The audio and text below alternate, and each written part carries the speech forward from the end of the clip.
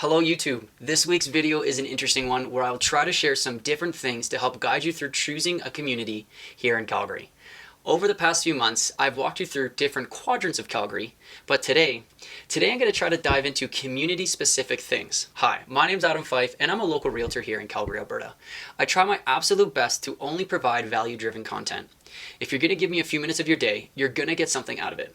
Please comment below and let me know how I'm doing with all of this. It's really crazy to think about how I only started doing this in October of 2021. Calgary is continually ranked in all sorts of polls when it comes to the best city to live within in Canada.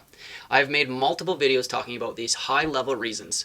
Calgary is huge. We have 1.6 million people and 621 square kilometers within our city to choose from. So yeah, lots to consider. First and foremost, when choosing a community, utilize Google Maps. When I'm with clients actually showing homes, I will always have my iPad on me with Google Maps loaded in the background, as it provides me an opportunity to showcase schools, grocery stores, as well as commute times to various areas. Google Maps is my number one go-to when talking about communities in general. My business wouldn't be where it is today without it. That, coupled with many other useful apps I found over the years, really does help my clients in making decisions. But that's when we're actually looking at homes. This video is for those that are still in the research stage, a place where you're trying to figure out what the heck Calgary is all about, what it has to offer, and where you want to live when you want to move here. Let me be clear. This conversation about communities can go down many different paths, so making a video about this specific topic is slightly difficult. I won't be able to cover absolutely everything, especially when I try to keep these videos under 10 minutes. So for the sake of the video, I'm going to assume that you're coming here with an open canvas and just want to find that perfect community. When you're coming here for a new job or enrolling in a specific school, then this conversation will be very different, as we'll be narrowing it down based on your preferred method of transportation. Calgary is so geographically pretty that we have so many different layouts to choose from. We have the hills on the west and the flats on the east, both offering some great views of the city and mountains. We have old grown-in neighborhoods where the trees are large and overshadowing the streets, but we also have plenty of brand new neighborhoods with brand new amenities. Our river communities flow right through the middle, while our beach communities offer year-round enjoyment. With such a mixture of topography, it is very important to drive the communities that may be of interest to you before making any final decision. I've even suggested people wake up extra early and drive to the home that they want to purchase and drive the commute to work. Or you can watch last week's video about rush hour traffic here in Calgary to get a general idea of the bad spots. So with that being said, I'm going to bring up a few things to consider when choosing a community here in Calgary. I hope this helps develop a deeper conversation and shines a light on a couple different things. So the very first one is lake communities. If you like being near a body of water or a beach is your thing, then Calgary currently has 9 different lake communities for you to choose from. A neat fact about that is we actually have a lake community in every quadrant of the city. Northwest, northeast, southwest, and southeast. While the lakes are mainly in the southwest and southeast, both Arbor Lake in the northwest and Coral Springs in the northeast complete the map. Many of the lake communities have what's called an HOA fee, or a homeowners association fee.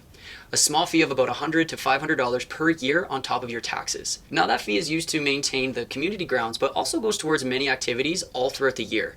If there's one thing that I've learned about lake communities, it's that the neighbors within them seem to have more tight-knit relationships than communities without a lake. I think that's because there seems to be a lot more small events throughout the year and a centralized place for people to gather continually. Next would be those river communities. Lake community homes seem to be a little bit more expensive than non-lake communities.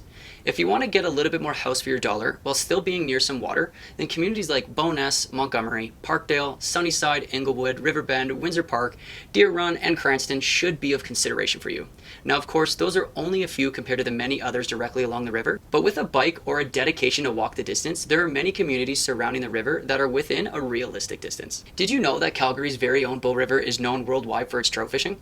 After the 2013 floods, many people asked if that was still the case. Well, check out this solid article that I linked below talking about that exact topic. Alright, so you're a busy family and you enjoy getting out there and continually finding yourself looking for some inner city entertainment. Calgary is big. There is a lot of stuff going on here. Following Calgary events and Urban Calgary on Instagram is your first step. Now, the majority of entertainment and major events do happen in the downtown core, so communities within that area are suggested. I really like Inglewood, Sunnyside, Bridgeland, and Mission because they are all within walking distance of a train or other transit for a quick scoot to most facilities. Now, we do have places like Deerfoot City, Chinook Center, Deerfoot Meadows, and South Trail Crossing that all offer some different types of entertainment activities, but the bulk of events are held in downtown. So moving right along, if the busyness of downtown and inner city ventures are really not your jam, I would have to assume that you prefer quieter communities. Calgary does have quite a bit of quiet communities within it. Now, the term quiet does have a few different meanings depending on who you ask. Quiet to me means no major road noise, no train noise, no major through traffic, and the streets are welcoming enough for kids to play on. Then again, I'm not really sure when the last time I saw a group of boys play street hockey. There are many different communities like this within Calgary, but places like Royal Oak, Panorama Hills, Springbank Hills, Deer Ridge, and Deer Run all have quiet areas within them. With that being said, most communities will have some quiet areas in them, but this is where it's important to study Google Maps when you do find a home that you like. I do have to say, Calgary is surrounded by highways and train lines, so finding a super quiet area is not impossible. It just takes a little bit of additional research. So next, let's look into transit. Now, in my opinion, Calgary's public transit system is pretty good.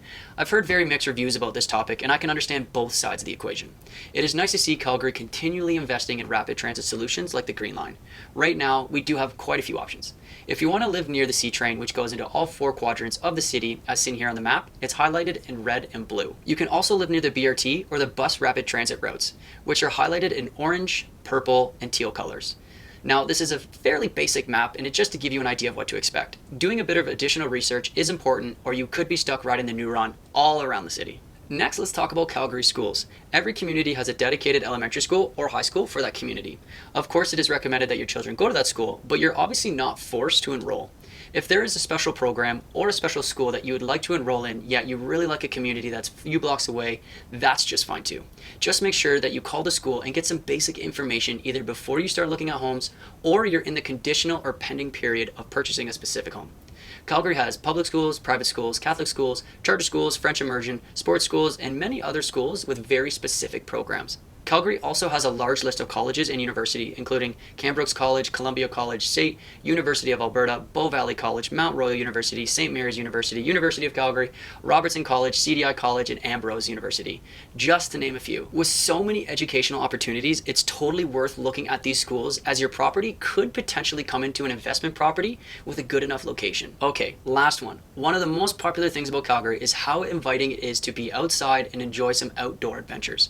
So maybe being near a park and or recreational area is ideal for you. By a quick Google Map search, you can see just how many parks there are in Calgary. There is something for everyone in every single quadrant of the city. I think you would be surprised to see just how many paths and parks there are all around the city itself.